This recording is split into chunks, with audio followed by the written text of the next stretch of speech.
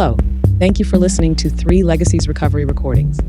If you enjoy our program, please be sure to like and subscribe to the channel, and don't forget to share with a friend.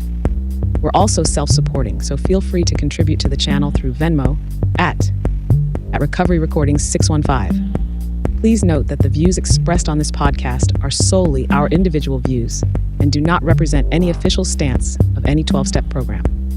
We are not affiliated with any specific recovery organization, and this content should not be considered as professional advice for alcoholism or addiction.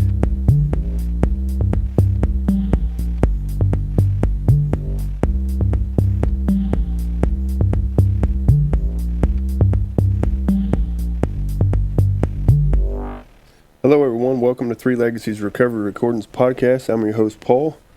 Today is Sunday, September 21st, 2025, and this is episode 68. You can reach us at our email address is recoveryrecordings, that's plural, recoveryrecordings615@yahoo.com. If you have any talks that you would like to get put on the YouTube channel, a lot of people don't realize that the actual YouTube channel has like close to 700 actual AA and different recovery talks on there, just from dating all the way back in the 40s or 50s to last week actually.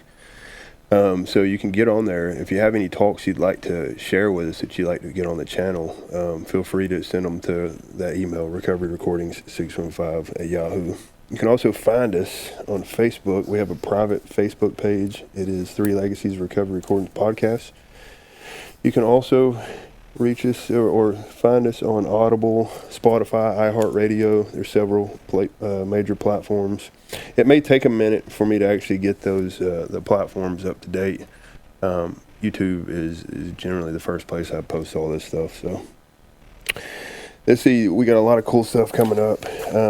Let's see, this Tuesday we have Judy. We've been doing a series, 2 different series actually. Both of them are on applying the 12 tradition principles to our personal lives. And so this Tuesday, the 23rd, Judy L. from Westminster, Colorado, and Juanita U.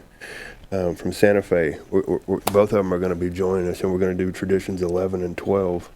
I'm super excited about that. I think the 2 of them have known each other for probably 20 or 30 years at least. And let's see, Judy is an AA, and then also Juanita is an Al-Anon member. So super excited about that. We also have Amy D. from Kentucky that we're going to do on Wednesday, the 24th, this upcoming Wednesday. We have Amy D. from Kentucky, and she's going to be doing one on steps 2 and 3. Super excited about that. All right, tonight's guest is a guy. I met him on Zoom actually several months back on a Zoom meeting. Me and my wife was doing a couples meeting, and I enjoyed. I've kind of kept up with him over the last few months since then. And we have Alex W. from Durham, North Carolina. How you doing, buddy? Hey, what's going on, Paul? Yeah, can you hear me good?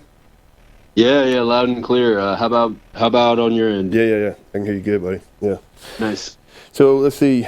Alex's sobriety date actually just came up a couple days ago. He just celebrated 5 years of sobriety on September 19th. Yeah. Congratulations. Yeah, well, I didn't have too much to do with it. It's probably why it worked, but I appreciate it. Thank you. Yeah. Nice. Yeah. So we're calling tonight's episode a talk on spirituality, and we've talked to each other a handful of times over the last few months, and every time we end up talking, it's always we kind of get into conversations on probably what tonight's episode is going to be like. So we decided we're going to call it a talk on spirituality. We have a lot of the same concepts and stuff that we've been practicing over the years, and super excited about it, man. How's everything going in Durham, North Carolina? Yeah, not too bad. Actually, at my parents' house right now. I came here to kind of clean a few things up or mow the yard and whatever. But yeah, over in Durham, I'm happy because the storms have started to come through and take a little bit of the humidity out of the air. It's god awful humid there most of the time, and especially during the summer, right? But we're moving into that crisper, cooler fall weather, so I'm loving that. Yeah, that's all. I'm super excited about it. I work outside, right, and Oh yeah. Yeah, I work outside, and it's been this past week or so. It's not been as bad, but about a month or so ago, it's crazy. Yeah. Yeah. Yeah. So let's see. Let's let the guests get to know you a little bit. So let's see. Let's talk a little bit about like what life looked like for you the last year or two before you came into sobriety. Oh boy. Yeah. Okay. Miserable is the simple answer, right? But I mean, I remember shaving with a safety razor, just thinking like, man, I would want to use this, like hating myself, literally like wanting to violently, be mean to to die, right? I mean, and that's what it was. I would. Yeah, I remember like laying on this couch a lot with a blanket sometimes all the way over my head. And there's a story in the big book where it's like I didn't know if it was 6 a.m. or 6 p.m. when I came to, and it was just gray outside. And that was like, it seemed to be the constant thing. And like I had a case. I remember I didn't want to like go back and forth to the refrigerator for new beers. So I just had like a case of warm beer on the floor. But at the same time, I had a bottle of vodka in the freezer. And prior to that, when I was living with my parents, I had to keep the bottle of vodka under a pillow.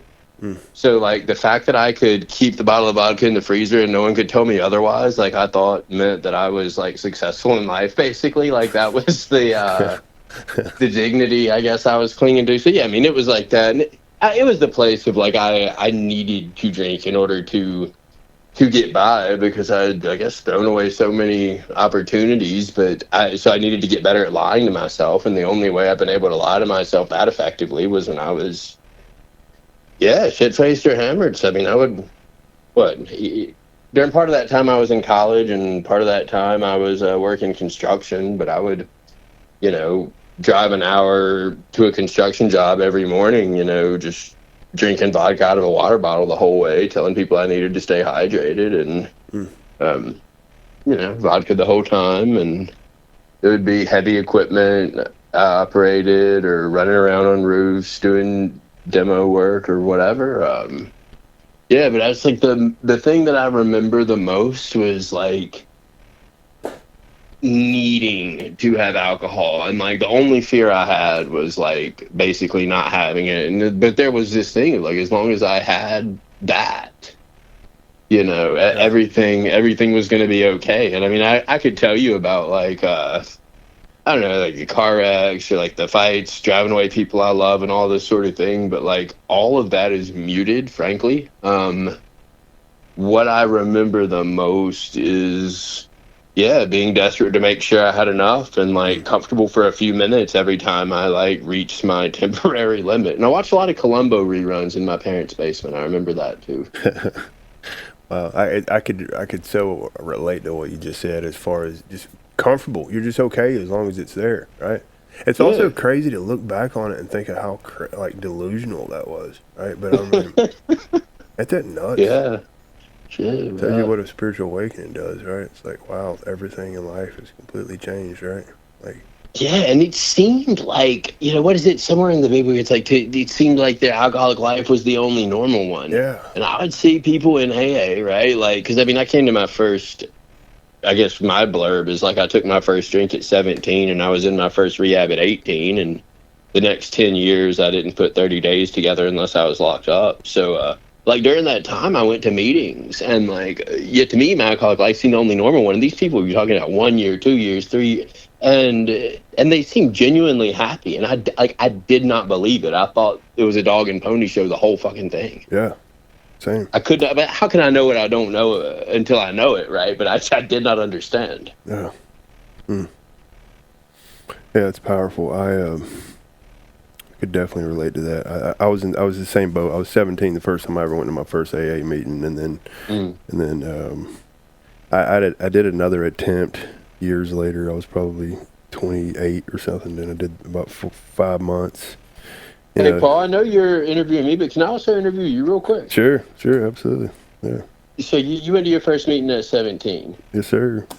What was that like? What was your first impression of AA? or recovery in general? That's a great question. I'll tell you this.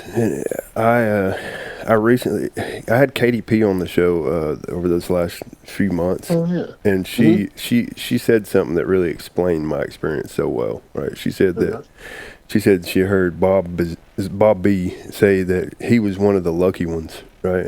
And she was like, what she found out what he meant is that since the day he walked in, he loved Alcoholics Anonymous, right? Like he just felt like it was his people, right? You know, he felt the vibe. He loved it. He loved how friendly it was, you know, or the everything about it. And that was my experience. I was one of the lucky ones.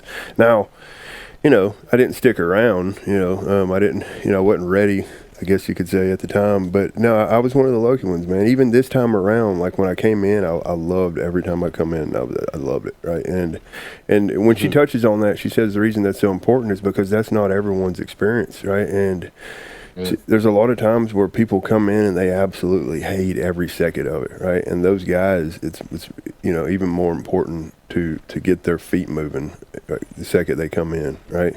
And so I had some buying time, right? So why didn't you stay then? You mentioned it was the first time, but then you didn't come back for a while after that. Yeah, well, I was, you know, when I came in, it was because I got into some legal trouble, and I needed my family off my back. Gotcha. You know what I mean? And also, they would talk about being chemically dependent or, you know, alcoholic, and I didn't think I was any of that. I'm dependent on shit, motherfucker. Yeah. 17, you know, you couldn't tell me anything. Yeah, right. I was still in high school at the time. I was still in high school, and when I was 15. They actually asked me, you know, they were trying to suggest that I go to a 12-step program at the time, and I was like, no, it's not necessary, right? Right, yeah, no, it's like you're overreacting, yeah. Yeah, how about yourself when you were 17? What'd that look like? Yeah, I'll tell you, the only other question I wanted to ask, and there's a specific reason for this, though, and it's, is there anything that you wish someone would have told you then that they didn't? No. Honestly, I don't think so. Okay. I think the reason I'm asking is, like, most of the time whenever I'm asked to speak, the kind of mental trick I'll do is I'll imagine, like, some Alex, like, between 20 and 30, like, during that sort of lost decade of my life, in the audience, and try and, like, say whatever I wish that, like, whatever at the time comes to mind, like, I wish I would have, you know, heard something about this around that time or whatever. Yeah. But yeah. My first impression, so I mean, I came to get everything off my back. The first fellowship I went to wasn't it was, you know, our sister fellowship, or I don't know how, as far as specifics, but anyway. You can talk about whatever. I went to this meeting, and it was just like this. All I remember was this really old dude was there, you know, he'd been addicted to some kind of, you know, I don't know, some kind of amphetamine probably, and he's just this old, like, skin and bones dude, and none of this is anything wrong with it. I mean, I've lost a few teeth of my own actually since this experience, but I judge this dude, right? And he said to me, he looked me dead in the eye, and I said, I'm afraid, you know, because I don't want to be, like, you know, an alcoholic or an addict or whatever. And he looked at me dead in the eye, and it's still, like, a little bit haunting, but he goes, "You're just like me." Just like me. And nice. There's an episode of the show Burn Notice where this character Jason, I think is his name, does the same thing to the main character Michael West, and it always, it's hilarious. But I was like, I'm not fucking like you, and I was, you know, I was just a cocky motherfucker. I was the smartest person in every room I walked into, and if you didn't believe me, just ask me, right? I would tell you. Yeah. And by the way, if anything wasn't working out in my life, it sure as hell wasn't my fault. Yeah. And if you can't see it, that just proved you were dumb like the rest of them. And, you know, that was, I mean, you couldn't tell me shit. And I did, you know, well enough academically and everything else that, like, I really believed my own bullshit until I couldn't anymore. But I guess the thing, too, was I got better at lying to myself. I've been thinking about the delusion lately. But yeah, I got better at lying to myself as conditions around me were getting worse. So it seemed like everything was the same, but what was really happening is things are getting worse and worse, except for my ability to lie to myself, which was getting better and better. Oh. Yeah. Yeah, and that was in Oh, Durham. It was in Durham when you went at 17. You're born and raised there. yeah, it was 18 when I went to that meeting, I think. And then the rehab I went to shortly after that. I mean, nothing progressed extremely quickly. And it's on both sides of my family. And I mean, my granddad has built he built half the homes in the county my dad grew up in churches, and he's a brick mason, and he was one of the strongest men I knew when I was young. And I mean, like we buried him, and when he died, he had from a wet brain, and he had he wasn't all there. And I mean, to see that, you would think it would be like a strong enough warning, but it wasn't. It progressed extremely quickly for me. Yeah. And the rehab, the thing I always remember there is it's like, oh, I haven't done this and this and this, and the guy said yet, and I thought it was dumb, but then I ended up doing half of the yets anyway. And the other thing was, he said, you don't have to stay sober the rest of your life, you just have to stay sober today. But I knew that was BS from the beginning. Because what is it? There must be no lurking notion that one day I'm going to be immune to alcohol. It says that in our big book too. And so anyway, once again, I thought I was smarter than everyone else in the room and tuned out the rest of their very noble and loving and beautiful souled effort to try and help me. Yeah, I'll tell you one thing that just came up in my mind was what used to drive me nuts was when they would talk about, I'd read the steps off the wall and it'd talk about restore me to sanity. I'm like, well, I'm not insane. Like, what are they even talking? This is crazy, right? And also, the physical, like, I had no clue what alcoholism actually is. I thought I had these old ideas on, what a drug addiction or alcoholism is, and I didn't think it was me. I wasn't that bad yet. I knew something was different though, because other people wouldn't drink or do certain stuff like me, right? So I knew something was different, but I had no clue. The physical and mental side of things, and that drove me. So it wasn't until I actually got sober this time, and about a year or so into it, where all that stuff started making sense. Like what the book says, it explains things that otherwise, I couldn't account for, right? Yeah, and that's what I wish I would have been, because I said I was an alcoholic for a while just because it was the last house on the block, before I even really knew what an alcoholic was. And I think if I would have understood more, like, what that meant, I don't know, things may have been different. But to me, here's what an alcoholic was I went to New York once when I was a kid, maybe 8 years old, when they still had the old Yankee Stadium. And there was this dude outside. This is my version of the New Hampshire Grenadier, basically. But is this homeless guy, and he had a piece of cardboard outside of this, and what he wrote on it was, "Oh well, what the hell? Why lie? I need beer." And to me, that was an alcoholic. Yeah. And anything not that wasn't. And so that's really what I thought. Same. Yeah, similar. Yeah. Had a similar experience. So let's get into. So let's roll it around. You're 30 years old. You get sober this time, right? You said you got sober at the age of 30, correct? Right. What about like any kind of a spiritual life per se? I think one of the last times we spoke on the phone, you'd made a comment, something about how you'd gotten into a lot of like power now, Eckhart Tolle stuff, but you were still using and stuff at the time. So you had different concepts of spirituality, or you'd have been practicing certain stuff, or what did that look like? Yeah, this is one of my favorite things to do. I have right now in my hand my Course in Miracles book, which I had, back in the old days. And there's still a little bit of a stain from where I used to roll blunts in here. And and I just, it makes me just really, really happy to see how things have evolved since then. But yeah, I had a head understanding. That was the thing. Like, I had a head understanding of a lot of things at the time because I was Mr. Smarty Pants, or so I thought, right? But I did not have much of a heart level experience because I was scared. I was scared to open myself to anything new. Like, I needed, what is my sponsor called? The small, safe world of predictable self-reliance. And it's like, the smaller my world is, the more predictable it is. And so I just tried to hold stuff in my head, keep my heart closed off, and then yeah, I got to play God in an imaginary world. No, no. So you did have somewhat of an understanding on a lot of the principles. I think so. And I mean, I guess I did have some experiences related to drugs and everything else. And I'm not saying they are valid and I'm not saying they weren't, but I am saying that I took a shortcut that I didn't earn. And so I wasn't prepared to do what I needed to with what I received. Interesting. It's interesting. Okay, let's get into.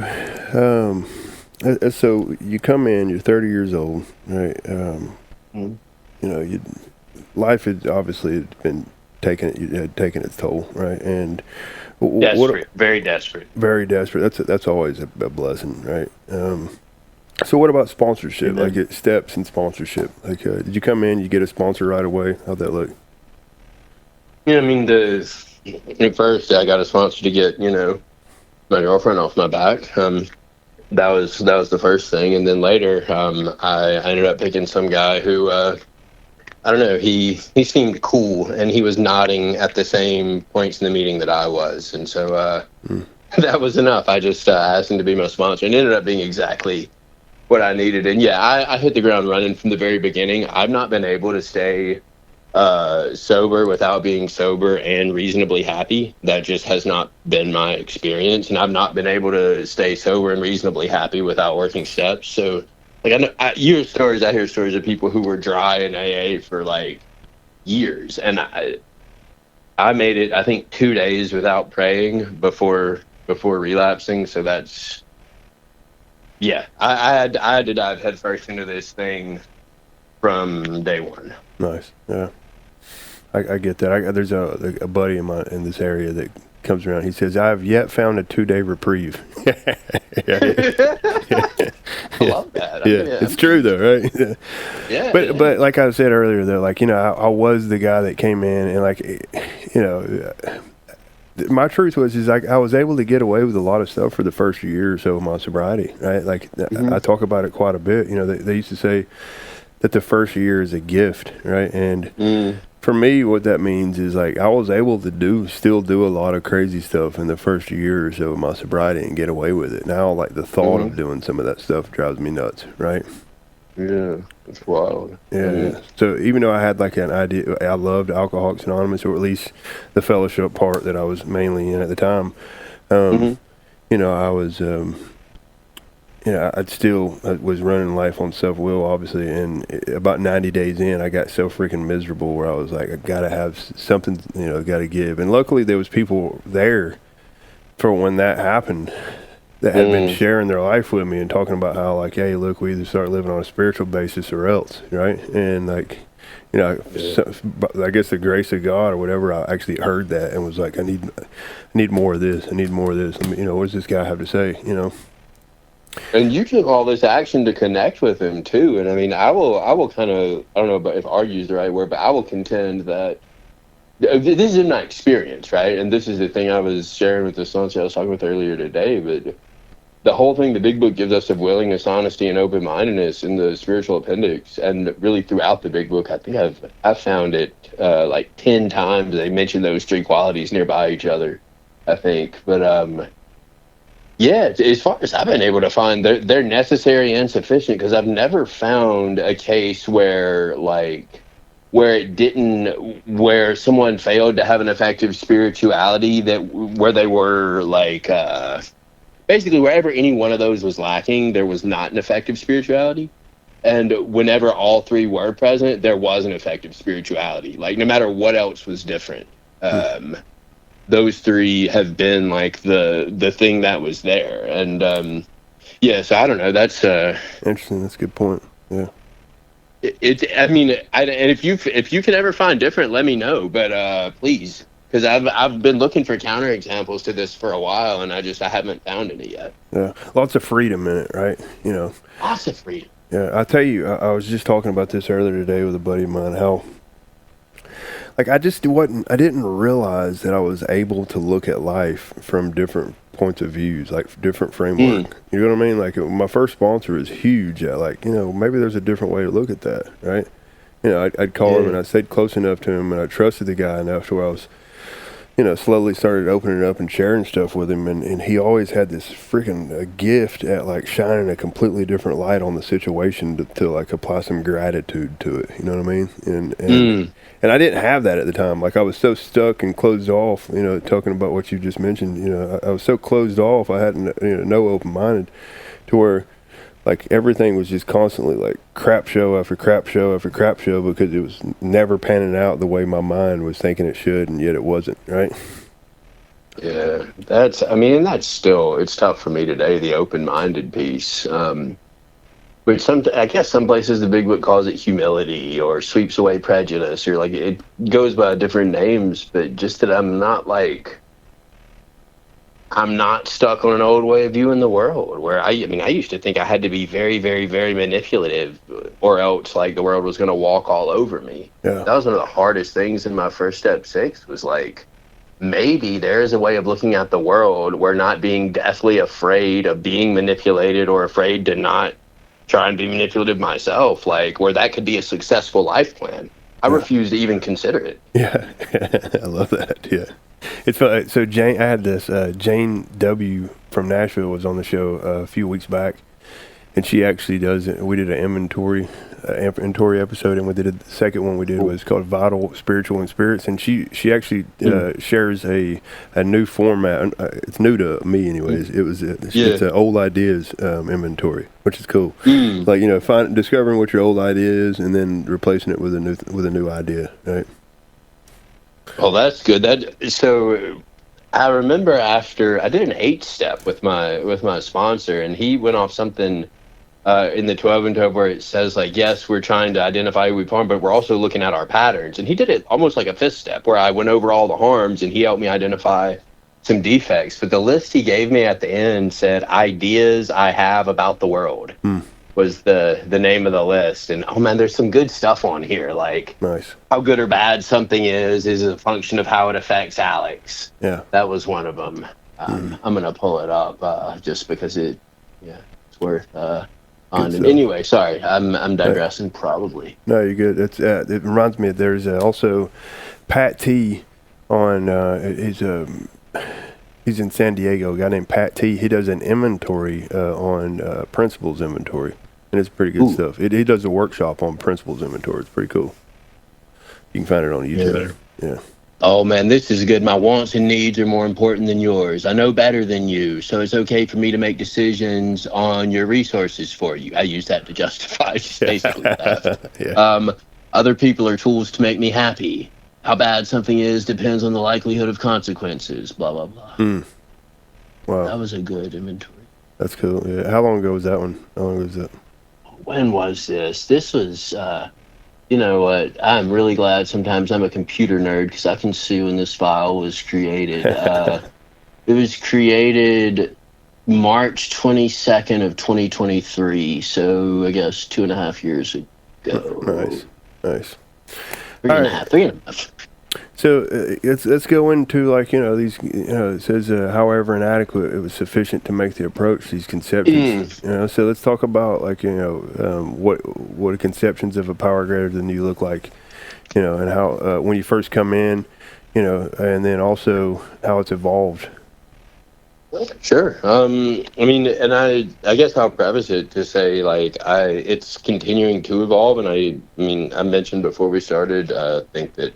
Yeah, one of our recent conversations a few days ago just totally blew up in a new area of experience for me in my in the step 2 exercise I'm doing. But I thought I had to have a definition of God that I wrote out. I think it was Rehab. They told me to write an ad for a higher power, which I think that's fine. But I thought that it had to be static, or whatever I wrote, it was gonna that was it, and I better get it right, by God, because if I don't. Yeah. Then I guess I'm going to be screwed or something. I wanted to get an A+ on the recovery assignment, I guess. Yeah.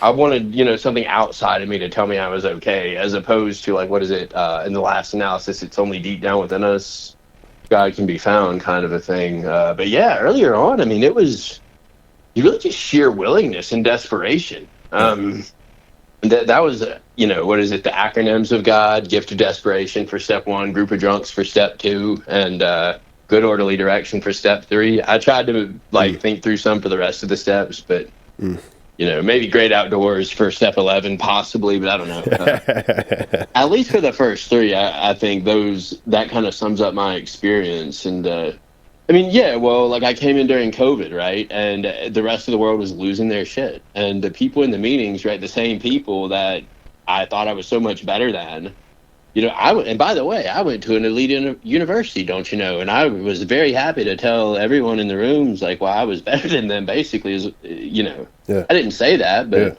that's the sick heart space it was coming from. And, but yet, all these people in all these universities and everything else completely losing their shit. And the only people that I knew of in Durham that had any peace of mind and it seemed like they were still having a positive experience of life were the people in the Durham Milano Club, and that was amazing to me. And finally it came to this, I'm going to throw out a math formula because I'm, autistic or whatever. And I think through life and formulas a lot of the time, but if everybody who has X does Y and gets Z, and if I have X and do Y, I will also get Z.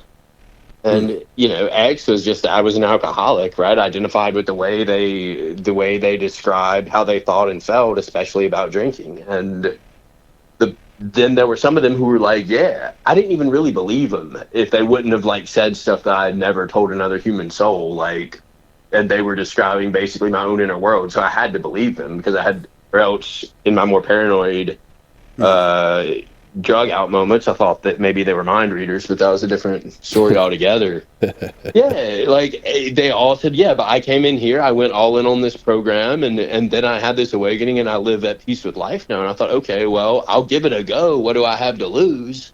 And then there was the dumb thing of half measures availed us nothing, and I realized that I was doing a half measure. It was availing me nothing, and that didn't prove AA wrong. It proved AA right, which made me furious. But yeah, I decided to do the experiment. And I guess that's my first concept of a higher power was just whatever it was at work in this group of people that was enabling them to have a positive experience of life. Yeah, I can relate to that. Yeah, I completely get that. My first sponsor used to say it's a power greater than ourselves, right? So that's the group sometimes, right? The group was definitely a power greater than me. Spiritual principles, right? That was a big one. I'd recently had Bill S. From Connecticut on the show a couple months back, and Bill's got 43 years of sobriety, right? And solid guy, and he talks about how he doesn't believe in any supernatural beings out there, right? But he believes in great mystery. At 6 years of sobriety, his sponsor told him that the position, I'm probably going to botch this, but it seemed like he said something along the lines of the position of an alcoholic is to be on his knees in prayer, right?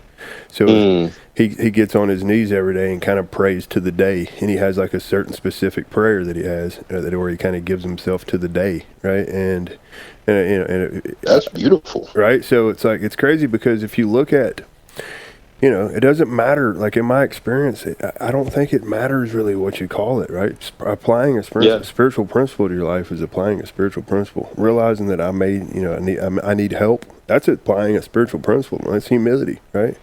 And that was sort of the first prayer. I think my sponsor said, this is the first prayer. Help, please. Yeah, help. That's all, help. Absolutely. So it's applying a principle, right? And it's funny though, because I like how you just touched on how you thought you had to have it perfect. And I still one of my, I guess I'm going to call it a defect, is I'm somewhat, I got a teacher vibe, so I like for people to understand what I'm talking about. So a lot of times I'll be like, does that make sense? Does that make sense? And I've had people in the past tell me that it kind of puts them on the spot, they have to understand what I'm talking about. And so, yeah. I'm laughing because I've had a sponsor. It's not my parents' sponsor, and not my first sponsor either, actually. But yeah, I have definitely worked with a guy who had this, what would he say? You following me? He would say that a lot. Yeah. And I would, and sometimes I wasn't sure if I was following him or not, but by God, I thought I had to answer. But also, I guess that was another benefit of coming in here as a very stubborn, alcoholic was until I realized I did a big book experiment. The people who had what I wanted talked about the big book as if it were true. So fine, I did an experiment. I remember like in the beginning, I couldn't just take things at face value. So I would read the big book. I would mark up things like specifically, and then I talked to my sponsor every day for the first year because I was, balls to the walls, insane military intensity about the whole thing. But and I would call him to argue about what I had read that day, and I would just do it every day. And that's good. All he shared, do what? I like that. It's good. Yeah, and I mean, this is what I tell sponsees now. Like, anything doesn't like sit right at your core. Like, call me up and let's talk about it. Yeah. And at the end of the day, what I was looking for was a father figure to rebel against, although I didn't know it at the time. But he didn't give me. Here's what he gave me. Like, it was like the Toro, the bull thing. The matadors. But all he would share with me was his personal experience and what was in our literature. And I couldn't argue with either of those things because his experience was his experience, and the literature was there in black and white. So I didn't have a leg to stand on. And like over time, I would, I don't know, as a result of our conversation or something, I would be in a meeting and then I would hear something and all of a sudden, one of those points would click, or I would be talking to an alcoholic on the phone. I did a lot of that early on, especially because we couldn't do any other fellowship due to COVID, and something would click in a way I hadn't heard before. Or like, when I was talking with you the other day and I learned about this, like, multiple angles or perspectives. Yeah. Perspectives when it comes to a higher power. And that clicked some stuff I'd been meditating on but didn't realize. And it gave me a framework. And so I guess one of the things I'm getting at here is like, I'm actually really grateful for the framework. And I think that spiritual gift of let's call it the spiritual gift of teaching or preaching is like has a lot of spiritual utility. At least it has in my life. So nice. Yeah, I think it's a great thing. Nice. So, I'd mentioned this about right before we started the episode. I told you I'd get into this experience. So the first, second, and third person perspective of spirit was so when I first got sober, probably about 90 days to 6 months in, I got real deep into, I hadn't done much step work at that point. Actually, I was doing step work without realizing I was doing step work, right? So, yeah. My sponsor had me calling him a lot, and we were talking, and I was discovering a lot of old ideas. I was starting to trust something outside of myself, yada yada yada, right? And and so what I started seeing was I was getting into a lot of different meditations, different forms of meditations. I'd gotten deep into meditation. By the time I was 6 months sober, I'd probably started meditating a couple times a day. Mindfulness meditations and. Mm-hmm. But the conceptions I had at the time was, this presence that's within me, right? Like the Eckhart Tolle. Mm-hmm. I got into the power of now a whole lot. And it was this presence. And it was funny because I hadn't quite, the first, second, and third person perspective didn't, it was still fragmented to me because I was only looking at it from one point of view. And here's what I mean by that. So I would get to a meeting and I had like these pretty profound awakening experiences with like some kind of the depth of my being internally, right? My presence with the witnessing present within. But I would hear people at a meeting talk about God as if he was outside of them, and I would be sitting there like, this person don't know what they're freaking talking about, right? You get what I mean? And then like it wasn't until like years later it started evolving. I realized, so if you think about it, he's outside. I mean, if you look at the vastness of the universe, right? I mean, like there's some kind of order at play. You know what I mean? So that's a third person perspective, right? So it's like. It's a first-person perspective is like the spirit within, I've gotten a conscious contact with some kind of, witness inside of me that's able to watch everything, right? Second person is, I'm looking or thinking of or, some kind of deity outside of me, whether it could be, the Buddha or it could be, Christ or whatever. And third person is when me and you connect and we talk about something outside, like the cosmos, the order of things, right? Yeah. And like the thing about it is so I started getting into different meditations that would walk you through, and I sent you one of them actually. I sent that would walk you through each one of those, and, because what happens is it's still fragmented if it ain't first, second, and third person. And I realized I probably just lost some people when I just said that, and people were like, "That's nonsense." But the truth is like, God's in everything, right? He's also a witnessing presence within me. Where is he? Not really, right? So it's fragmented. If I God's think it's either everywhere or nowhere, right? So Does that make sense though? So I was looking down on people, and it was really, really fragmented until I really started seeing how, like, wow, like that's just where they're at in life, right?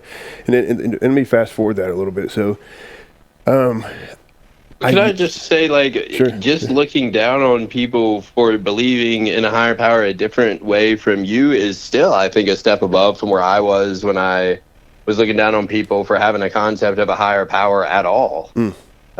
Or for not being as smart as me to recognize that Alex was the highest power in the universe. So I guess there's levels to this shit too at the same time.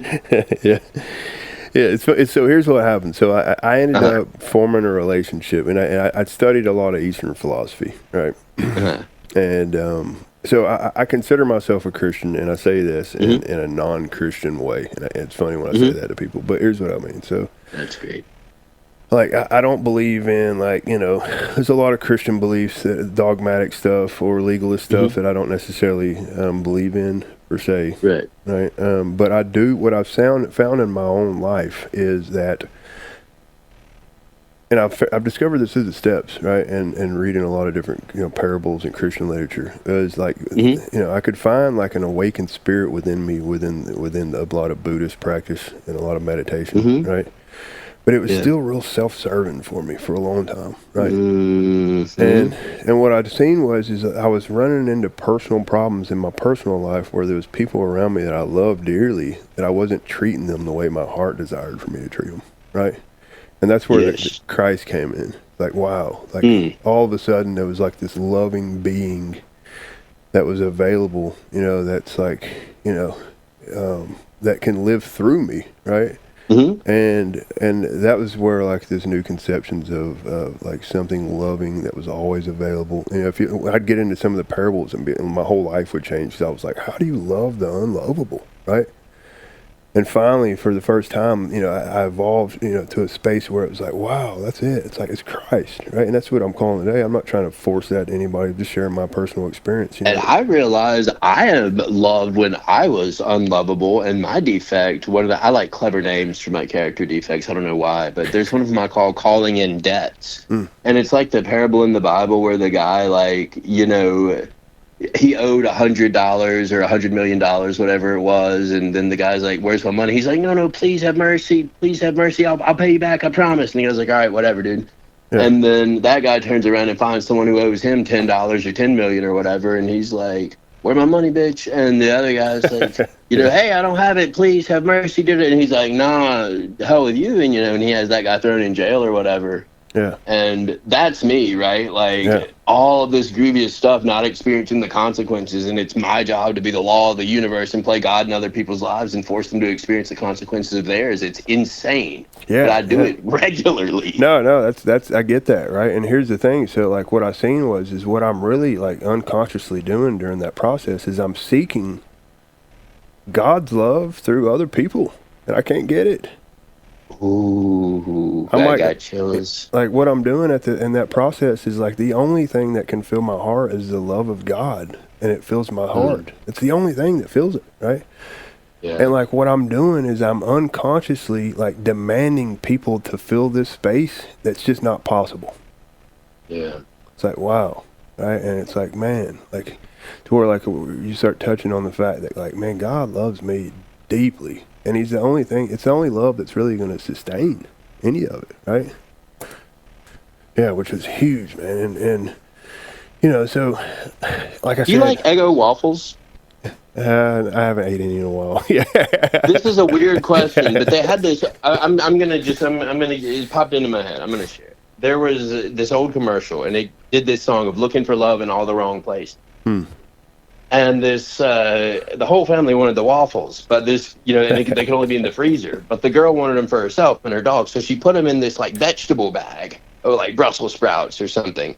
And so everyone else was looking in the freezer, and they couldn't find them, and they were looking for love in all the wrong places. And it was like, these waffles are so good that you'll like, you know, that 4-year-olds will evolve manipulative tendencies to trick their family. I don't know what it was exactly it was trying to say, but like I think about it this day for spirituality, because that's sometimes how it is. It's like I'm looking in all these other places, and I don't want to look where the source of what I need is, because it's in a vegetable bag or something that, like, you know, there's some pain that's the touchstone, or something otherwise that seems uncomfortable on the face of it. But like what I'm actually looking for is in there. And that's, I don't know. I think of the Eggo waffle commercial. That's funny. Nice. Yeah. Let's talk about, okay, let's get into some daily practices. What are your daily disciplines that you've discovered over the years that you feel have been life-changing for you? Yeah, so I guess there's really only a few things I can point to that have been constants, but I mean, in the beginning, and as soon as I possibly can after gaining any sort of consciousness, God, please help me to stay clean and sober today. And I usually say it out loud so my own ears can hear my own voice saying it, and I don't know why. I guess it like helps me remember that I've done it.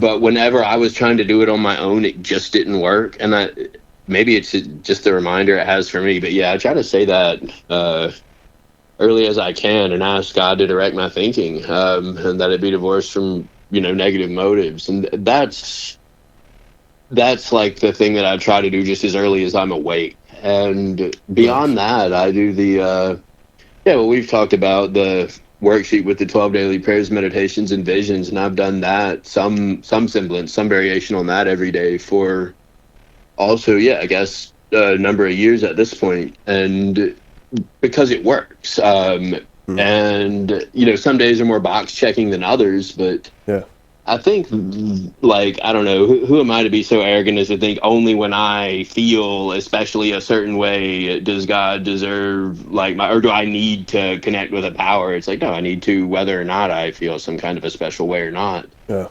know, the feeling is important. It's just not the only thing. And then, of course, in miracles, I'm going through, this is my third time going through the whole course, and I started it, you know, not long into my first year of sobriety, and I went all the way through it. And it was one of the first things I did all the way.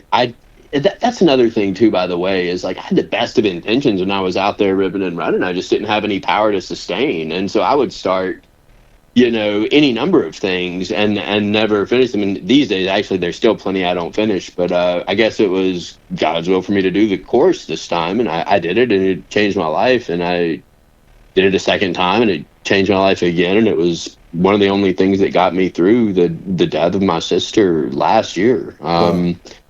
And I just started doing it again. And I mean, like my last words to my sister were either, I mean, we knew that she was dying, and we're gathered in the hospital there, and it was, you know, you're not a body, you're free, or you're still as God created you. Wow. And it was either that or something that, you know, we had said to each other a lot in childhood, talking about God. It was one of those two things, because I kept alternating between the two. So I'm not sure what the last thing that, like, her brain process was, but anyway. Wow, it's powerful. Of course, it's important to me. That's cool. It's good stuff. I've started it and I haven't finished it yet. That's powerful. Okay, let's talk about some of your daily reads. Speaking of books, like what are some life-changing books? Obviously, you just mentioned the Course in Miracles. What are some life-changing books that you like reading on a daily basis, or that you've just found life-changing over the years? Yeah, this is going to be a bit of a joke, but you know, I guess the big book would be one. Yeah. But in all seriousness, like, I'm a big book thumper now, which, like, makes me, if Alex of 10 years ago would have heard that, he would have rolled his eyes, wanted to vomit, and said, like, just take me off of the planet before I have to become such a fucking idiot.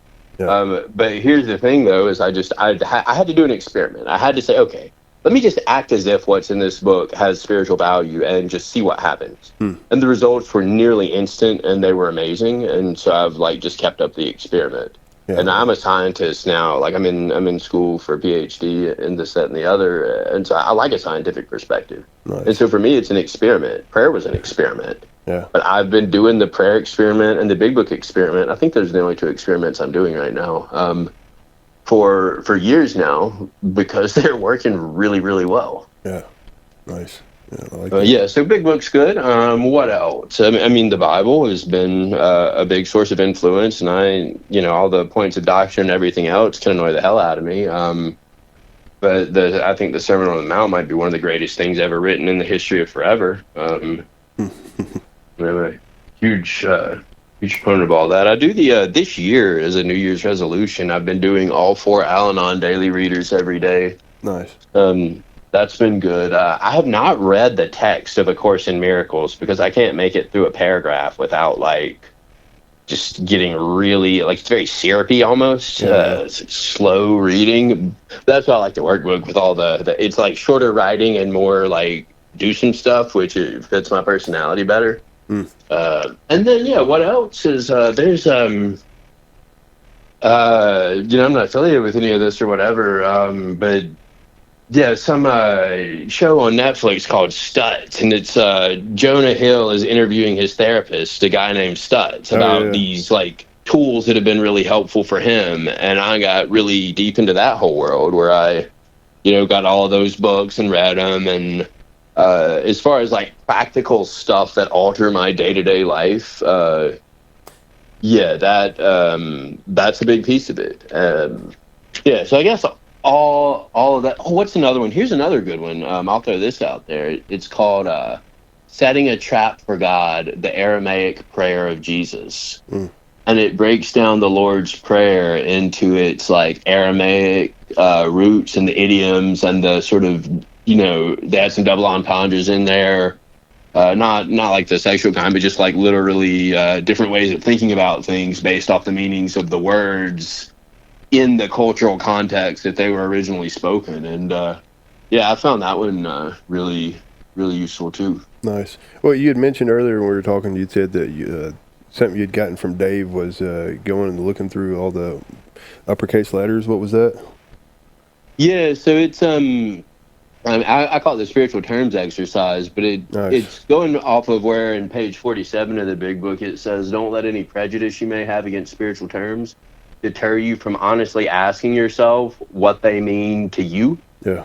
So, it has all of these: universal mind, spirit of nature, utopia, realm of the spirit, new employer, our director, great reality, God's sufficiency, etc., the presence of God, all of these different words. And it has me go through and write out what that word or what that term means to me in my life today. And I did it, maybe 2 or 3 years ago, and I haven't done it since. And so it's kind of cool going back and realizing that my understanding has, really grown since then. I guess understanding. I don't know if I understand it or not, but the way it appears to me right now is, seems to have, I don't want to say evolved, but at least changed. Yeah. Like how you touched on it earlier, how it's, your conceptions of God are still shaping, right? They're still evolving to whatever. A buddy of mine had him on the podcast. He said that it says conceptions, plural. It's talking about how it's not gonna change. Right?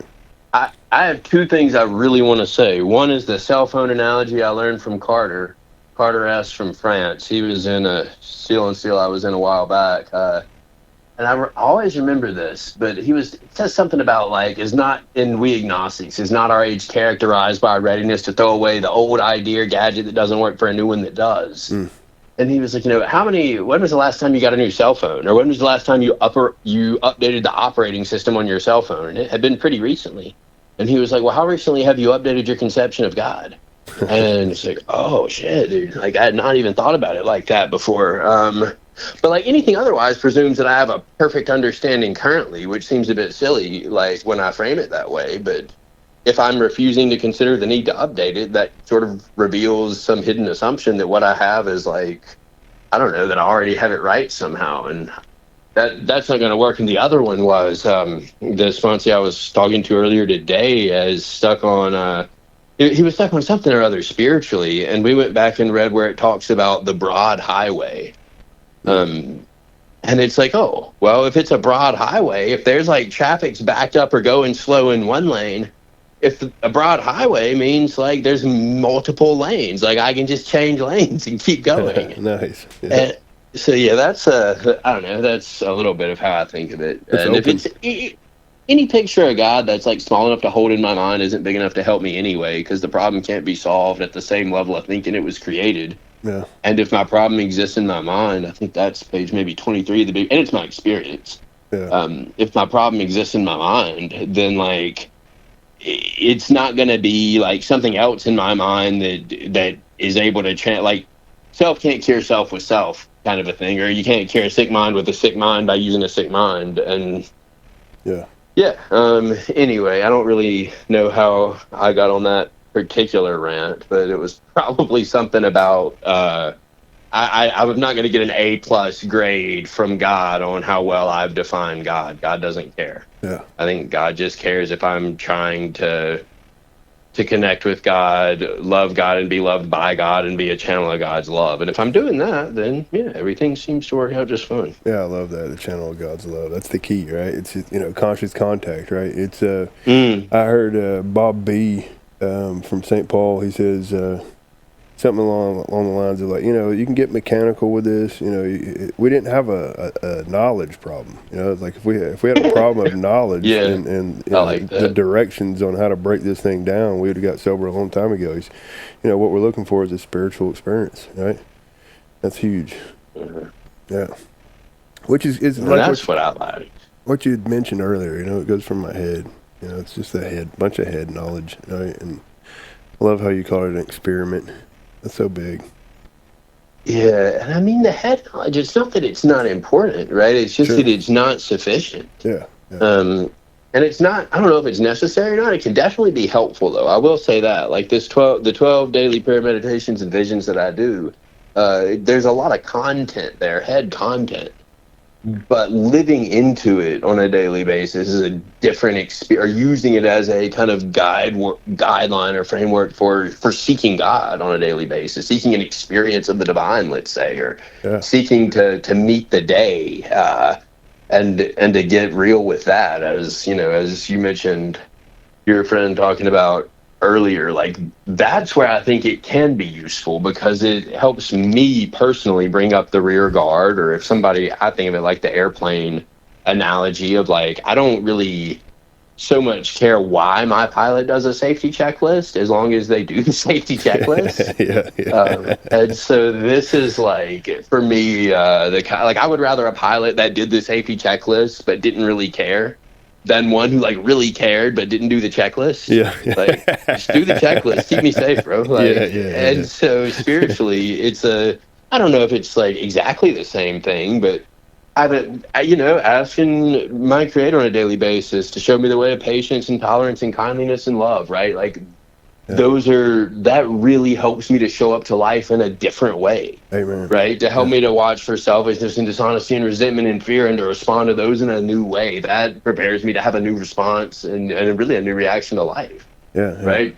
Seeking God's help to carry a vision of God's will into all of my activities, like, helps me to have something good to do with my thoughts and with my energy, like, throughout and the whole thing, right? By going through it, I think I am it helps me to be more confident or calm that I haven't like missed anything. And I live in a perennial fear that I've missed like the one thing that's gonna, screw me over somehow. And that's my own fear work that I've definitely, although it's not gone, I've grown a lot with respect to. And I guess what I'm trying to say by all this is I think I'm probably trying to avoid extremes. I'm not trying to say that head knowledge isn't important. I'm just trying to say, like, it's far from the most important part, but it does have some utility in my experience. Absolutely. Yeah, it's direction, right? It's pointing, it's pointing, right? Our thought life I like is pointing. that, yeah. It's how important intention is, right? And on step 11 and in 98, I think it's page 98, step 11. We just did an episode on, we call it an unshakable foundation, where we call it self-examination, prayer, meditation. And it's the same as the 12 daily, right? It's prayer, meditation, and vision, right? It's like, whatever you're envisioning is so important, and it goes back to whenever I had the Eastern philosophy, and I was still using. And when I say Eastern philosophy, I'm not down in that in any way, right? It was definitely. Yeah. I still get into a lot of Eastern philosophy. I think a lot of Buddhist thought shapes my my current life, right? And but like, I was still using it, like you go back to those concepts, like I was still using it to be really, really self-serving, and it was like more of a centering thing, and I wasn't really thinking about like how can I best serve, right? Yeah. And, and then so what the 12 daily prayers, especially when you look at this self, or what does it say? We ask our Creator, show us the way, patience, tolerance, kindness, and love.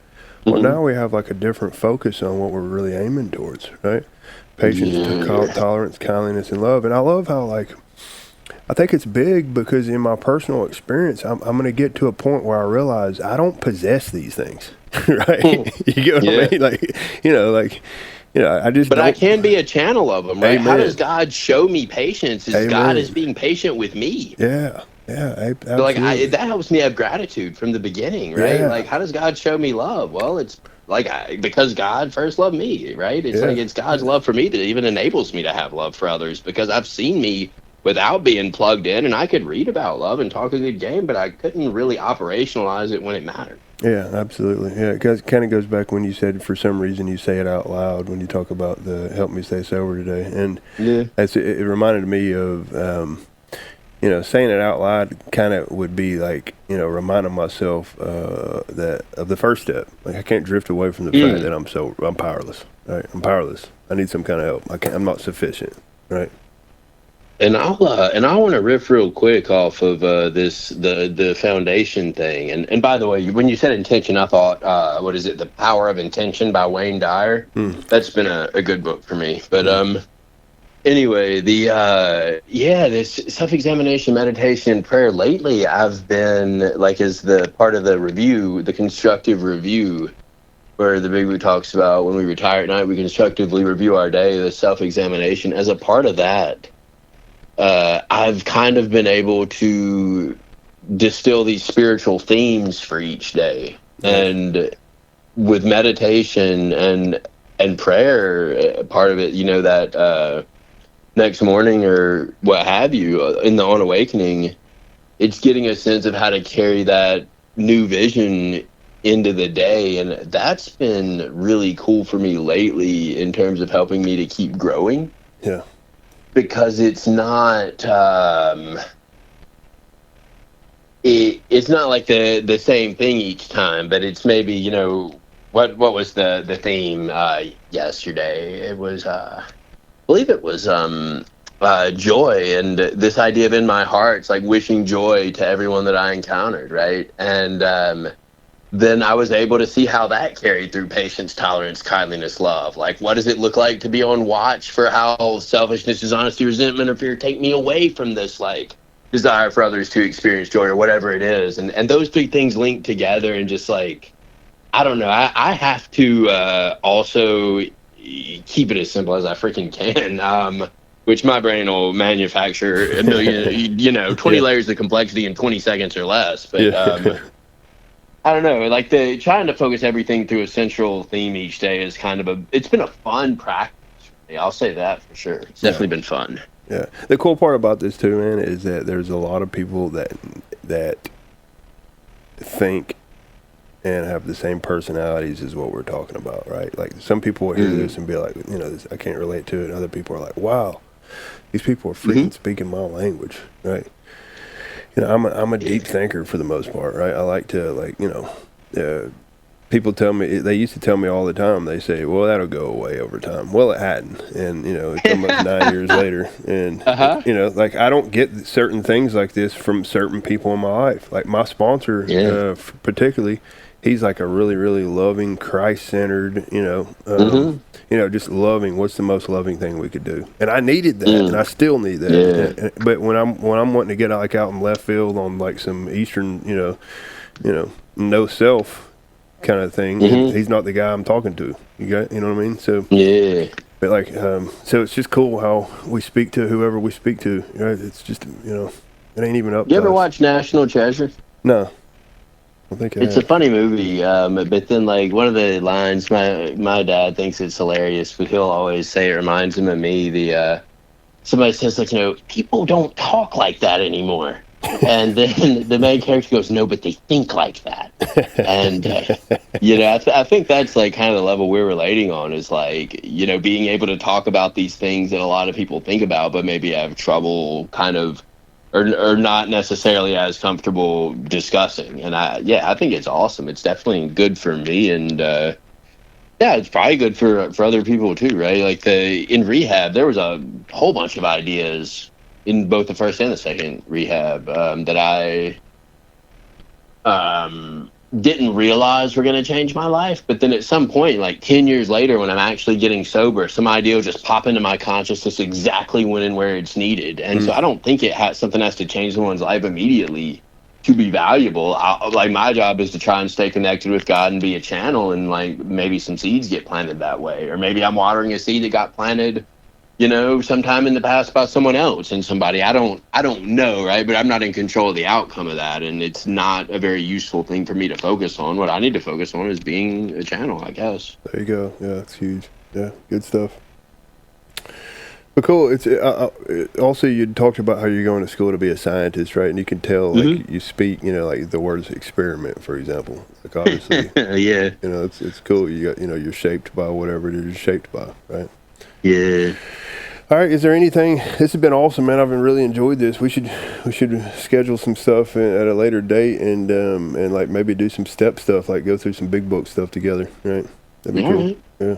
Yeah, that sounds good. I don't know if there's anything else. I'll say it's probably like you're equal to the day. Probably not way better or way worse than the day, but you're equal to it. And there is like probably a way to grow in the day. What is it? My friend Tahita would always say this: "Love you, and ain't nothing you can do about it." But yeah, when you say equal to the day, you explain that? Sure. I don't know. My two old modes, and I think spirituality so much seems about balance these days. I could talk for an hour about just balance, probably. Well, actually, I know I could. I've done it. Like I would either, my two modes were I'm the best fucking whatever in the world, and like I'm gonna go out there and dominate and basically try and bend the whole world to my will. Or on the other hand, I'm such a piece of shit. I was the egomaniac with the inferiority complex, the piece of shit that the universe revolves around, etc. Right? And that idea of just like I'm equal to the day is like, yes, today is doable. It is possible to have like a very good experience of today. Right? But it is not going to happen without me applying myself along spiritual lines. Yeah. And that's kind of like, and also, by the way, when I do that, it doesn't make sense for me to expect like disproportionate, joy pouring out of every pore, every minute of I've had experiences like that, but it's not the norm, and it's not impossible. But I also have had, deep sorrows or whatever that they don't tend to last that long these days, but they're all the more sweeter for being real. And it's just, not puffing up or shrinking, but it's like I'm equal to the day. Nice. It's humility, comforting. It right sizes me. Yeah. Nice. I don't know where I heard it. It might have been like an intuitive thought at some point, or I might have heard it somewhere. Or, whatever it was, it somehow wormed its way into my consciousness in early sobriety and never really went away for very long. I heard a guy once say, the day will support itself. Ooh. It's like, wow, so true. It doesn't need my thinking to make things, exist, per se. Right? All right, man. Well, cool, man. It's been freaking awesome, dude. It's been real awesome. Dude. Love you, man. Thanks for having me on. Grateful for the opportunity, and I appreciate it. Yeah, love you, man. And let's stay in touch, and I'll call you this week sometime. Looking forward to it. Thanks, Paul. Appreciate you, buddy. All right. See you. Later.